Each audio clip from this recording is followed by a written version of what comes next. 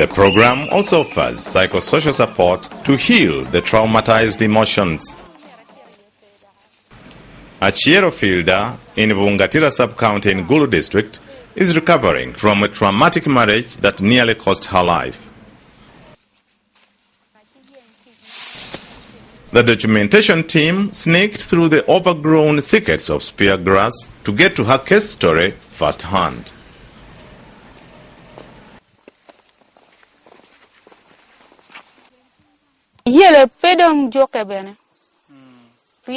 Our 3 children passed away in the camp. Even when we left the camp, my husband did not calm down. He used to sell household foodstuffs or butter them in exchange for the local brew. He would even remove the prepared food from the kitchen. He sold the mattress at 5,000 shillings and eventually the bicycle at only 8,000 shillings, all for booze. Whenever I complained about his actions, he would beat me, sometimes threatening me with death. He summarily told me to keep quiet because I was only a woman, that everything in his household belonged to him, and that if I wanted, I could leave his house. So when I insisted, he chased me away with a machete. This is just one of the many scars that have become part of my body, not out of an accident, but out of domestic violence. But for the 7 months that followed, life without my son was very distressing. He denied me any opportunity to check on him, yet he used to leave him in the house unattended for several days.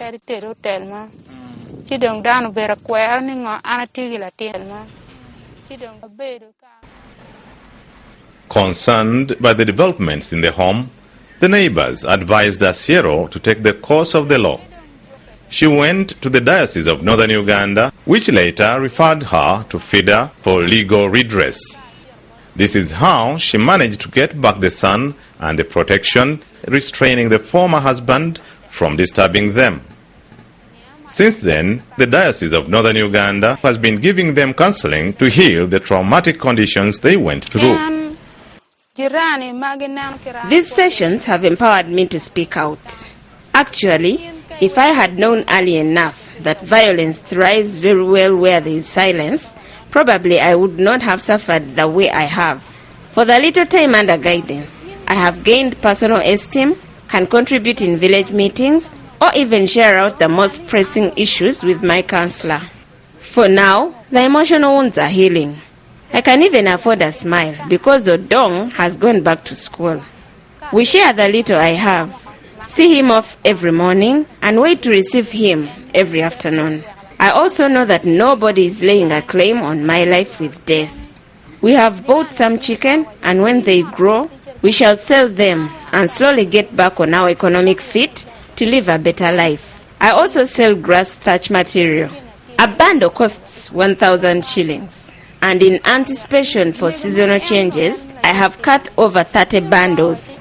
And I think that when I sell them, we shall have something even when the rains come.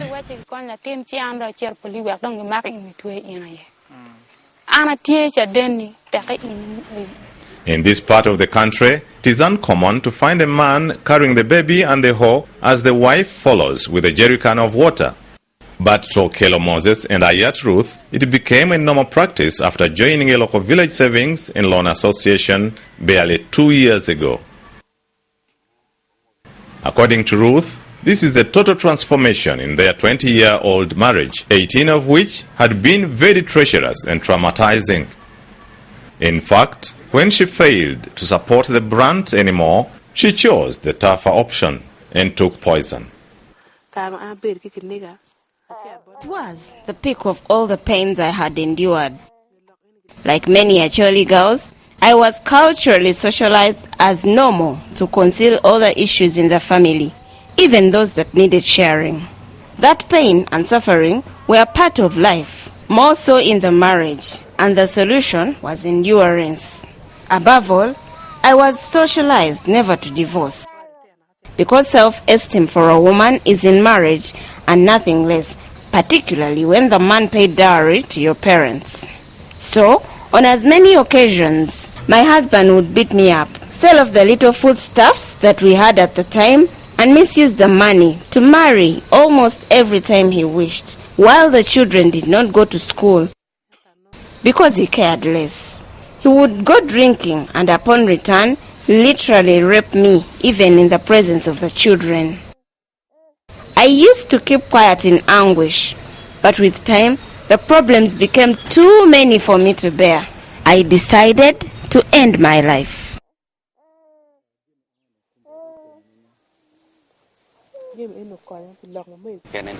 But all this is now history. Since they joined the program, they were counseled, trained and advised to always use better ways of resolving conflicts and to appreciate, understand and accommodate each other for the well-being of their family and the community as a whole. With the guidance, the couple is back on the course. In fact, the reunion is already bearing fruits, amongst them the 7-month-old daughter. The household, by community standards, is a model homestead. The round hut, characteristic of all the houses in the region, is well furnished with chairs, a carpet, and painted with a strip of dull off-white color from ash. The family has lots of millet, sorghum, cassava, and 5 goats, and therefore very food secure. Okello is sorry for what happened, but very proud to be counted among those who treasure their wives. He is ready to join the crusade to stamp out gender-based violence from the region. Basically, the sexual support component is focusing on 3 areas: ensuring quality relationships within the communities for the people that were affected by the war, and also ensuring that people are socially connected, participate meaningfully in group activities, and also building meaningful relationship within the communities.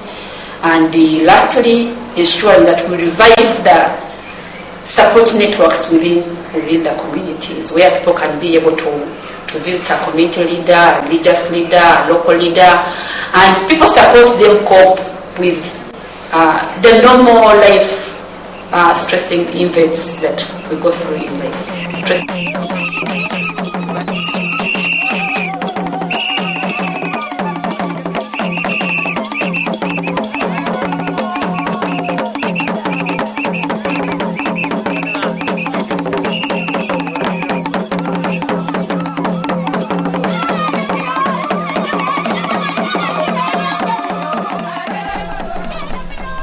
So far, nearly 1,800 impact group members, amongst them 1,325 females and 472 males, have benefited from the SGBV psychosocial support.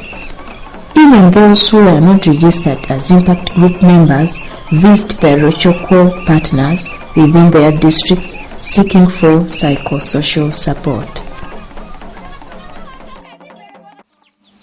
Promoting women's rights has not been easy, looking at the cultural beliefs that we have in our communities, because they are supposed to be lower than men.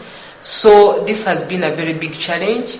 Also, making the implementers understand women's rights has not been easy, but at the moment we have used another tactic to make sure that people understand what women's rights mean. When women's rights are respected, we see a woman going to school, we see a woman knowing how to write. At the moment, most of the VSLA groups that we have, the secretaries are men, the treasurers are men, because women don't know how to write. But those groups where men are secretaries and they are treasurers, they have challenges. So we are promoting girl child education to make sure that it is the girls of the next phase really learn, they write, they read, and also we are telling the women to come up and speak and be leaders. So you can't send somebody to go and speak to the district when you yourself cannot push the issues yourself.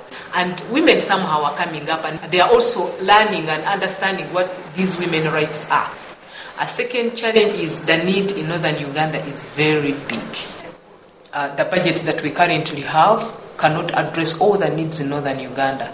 But as a program, what we have done is to is to work with others. We are working with other NGOs, we are working with other CBOs, we are working with the district to ensure that our contribution and their contribution makes a difference in people's lives. And then also another issue that we have identified that we needed to address was linking the lower level advocacy, to link it to the national and the international level. So you see, the Parliament of Uganda makes laws and the lower level implements the laws. So if you have an issue from the community, it has to come from the community advocacy team up to the national level. So far the program has already captured that as a gap, and we keep on identifying gaps and we keep on learning and keep on filling those gaps as the program progresses.